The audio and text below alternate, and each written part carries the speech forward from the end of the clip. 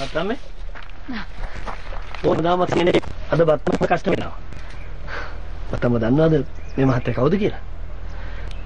මේ තමයි අපේ ඔෆිස් එකට ආපු අද ඉඳන් මේ මහත්තයාටත් මෙහෙන් කෑම් බීම ටික ඕන වෙනවා. හැබැයි බත්තම්මේ මහත්තයාට කෑම එක ඔෆිස් එකට ගෙන්න වෙනවා. ඒක මහ ලොකු කජ්ජක්ක මහත්තයෝ. වෙලාව කලාව හරියට මට කිව්වොත් ඒක මට කෙල්ලාතේ පංගරාතු කළා තැහැකිනේ. අම්මා මම මේ මිදුලේ.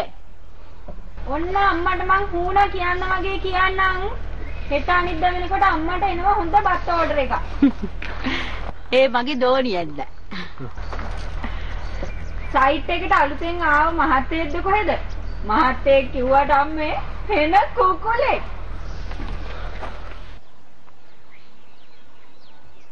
මොනවද ළමයෝ මේ කියවන්නේ?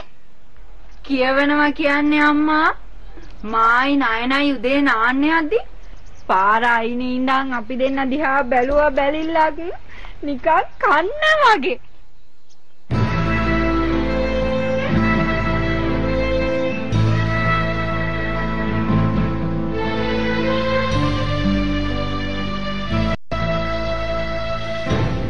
එහෙමනම් මහත්තයෝ අද දවාලේ ඉඳන්ම මේ වැඩේ පටන් ගන්නද?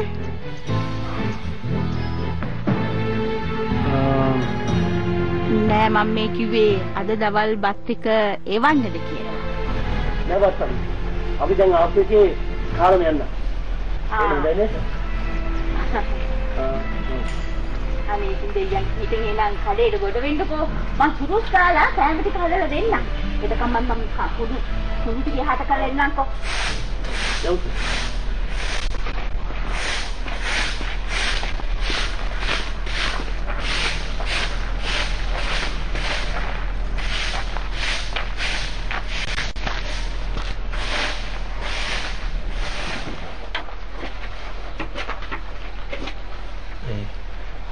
සෝම සුන්දර කියනවා වගේ බත්තම්මගේ දුවගේ පිරිමයි කටයි දෙකම ගින්දර වගේ නේද සර්?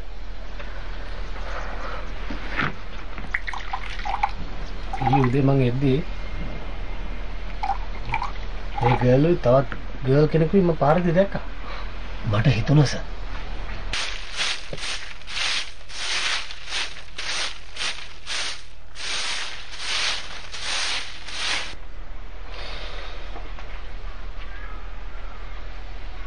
මහත්තයා හා පුරා කියලා කෑම කන්න ආපු දවසේ ස්පෙෂල් නම් මුකුත් නැහැ. කඩේට ගොඩ වෙන්න ඉස්සල්ලා දෝදි ස්පෙෂල් එක නිසා ආ වෙන මුකුත් උන්නේ නැහැ නේද? නෑ මම මේ කල්පනා කරේ මම හරි පුදුම කෙල්ලෙක් නෙමෙයි. මම මේ නිකමට වගේ මේ hina උනේ. මම නම් හිතන්නේ සර් ඕගේ කෙල්ගමට කරපු එකක්. සෝක වැඩි ගණන් ගන්න එපා.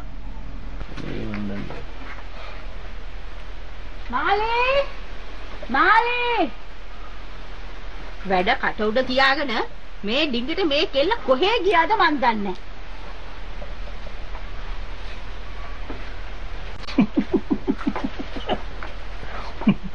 තමයි වගන්න දාන්න.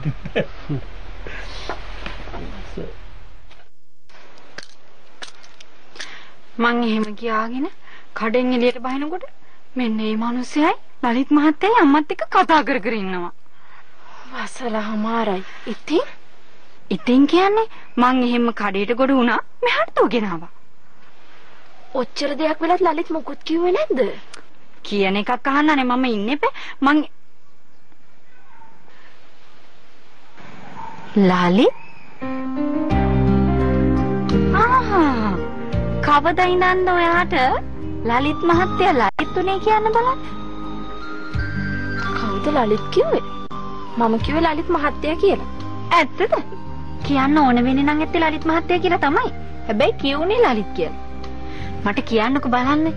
ලලිත් මහත්තයා කවදා කොහොම කොතනදද ලලිත් උනේ කියලා. මාලි අම්මට හේවදේ. ඒකට හරියන්න අප්පච්චිත් අද ගෙදර. හරි. ඔයාට මගේ කට වහන්න පුළුවන්. ඔයා කට ඇරියත් විතරයි. මට කියන්න කොහොමද කවදද ලලිත් මහත්තයා ලලිත් උනේ කියලා.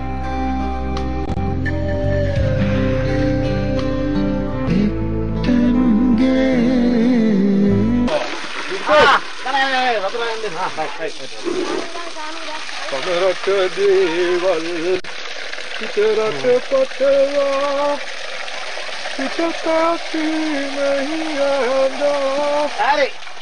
කොහෙලද යන්නද? හරි. ඔක රහන් ඉති. අන්තිමේදී බුදියන්න පුරා දන්දා පිටරටි එනා. අන්තිමේදී පිටරට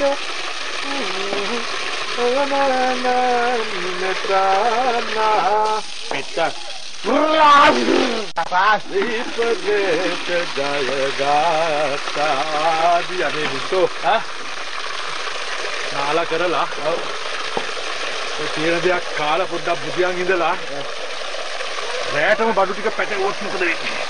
ඔව් එතකොට විල්සන්ට සපයි මිල්ටන්ට දුකයි. අනේ මගේ කටඹ මට වැඩ කරන්නේ පින්තකානේ. අල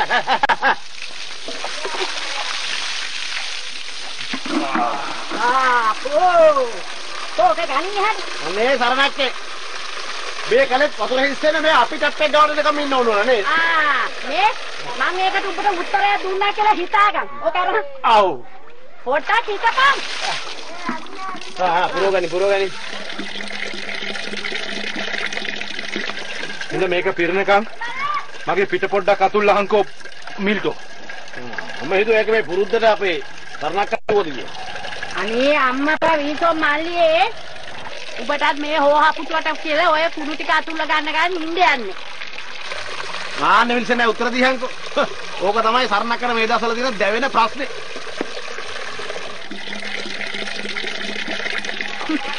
සාමාන්‍යට හොඳයි කියලා හිතෙන තැනකින් හොඳ කසාදයක් කරගෙන පිළිවෙලක් වුණා නම් නේද හොඳ? අම්මපව් විල්සන් නෑ අම්මපව්. දැන් මේ සරණක්කාගේ දුවත් කල්පනින්න ඔන්න වෙන්න කියලානේ ඉන්නේ. ඒක නිසා නරක දෙයක් ගැන හිතුවොත්. මේ මිල්ටෝ උඹ දැනගනින් මේක මැටි කලයන් නොනට ගහනත් ඔක ඔළුව කුඩු වෙන්න බලාගන්න. සතා කවුද කියලා දැනත් ඔබ මූත් එක්ක ඔට්ටු වෙන්න හදනවනේ. ඌට බුරන්න ඇරලා කරබාගෙන හිටියානම් ඉවරයිනේ. යන්න ඕක අර යන්න අපිට නාගන්න. කල්ලේ උකුලේ යන්න. බුලත්. අනේ මොකටද ඉතින් මයි කාට? අය. චකෝබි. චකෝ මංගොට කිව්වේ පිටුදුලන නිසා කම ගලවන්නද මේ යකෝ. ආරක්ෂක කියලා වැඩක් කරගන්නකොට ඔයිට වැඩිය තව හිතන්න ඕනේ මේ සොමාලියේ. යන්න හරි විල්සන් නෑ. ඔබ ඊට පස්සේ පිට අතුල්ලනකොට අර සරණක් කර කියනවා අතුල්ල ගන්නේ. සරණක්කට කියන්නේ මේ මිල්ටෝ උඹට මම මොකුත් කිව්වයි කියලා හිතාගන්න. මම යන්න සරණක්කේ. මේක පිටක් කබරයා ගියාම වගේ නේ විල්සන් නෑ. අම්මා.